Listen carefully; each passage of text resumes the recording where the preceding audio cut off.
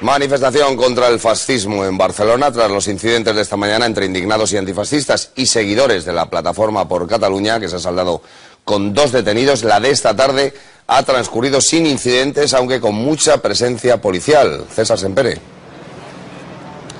Así es, como decías, esta tarde aquí en la Plaza Sant Jaume hemos asistido a una nueva muestra de repulsa ciudadana al discurso xenófobo encabezado políticamente por el líder de Plataforma per Catalunya, Josep Anglada. Sindicatos, asociaciones de inmigrantes, también entidades como SOS Racismo han leído un manifiesto conjunto a favor de la integración en una convocatoria pacífica, en contraposición a la de esta mañana, en la que la policía, no sin pocas dificultades, ha tenido que separar unos 150 seguidores de Plataforma per Catalunya de grupos antifascistas e indignados que consideraban este acto como una provocación. Finalmente, 2 jóvenes han sido detenidos por desacato a agentes de la autoridad.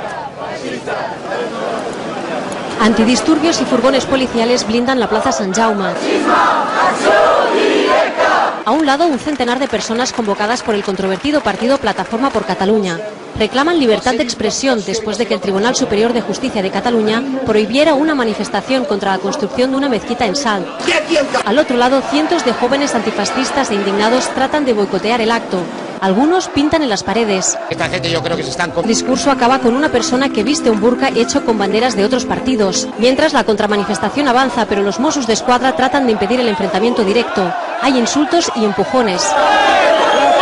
La policía retiene a estos jóvenes en una de las calles anexas a la plaza. La tensión aumenta. Algunos les tiran botellas de agua.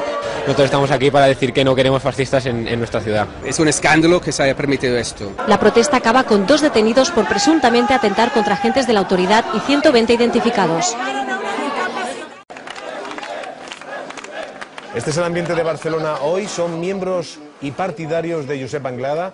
Es el líder del partido Plataforma por Catalunya, un partido xenófobo y racista. Esta mañana han convocado una concentración en respuesta a la decisión judicial de vetar su formación tras los disturbios en la localidad de Salt por la construcción de una mezquita. Pero hoy también había convocada otra manifestación.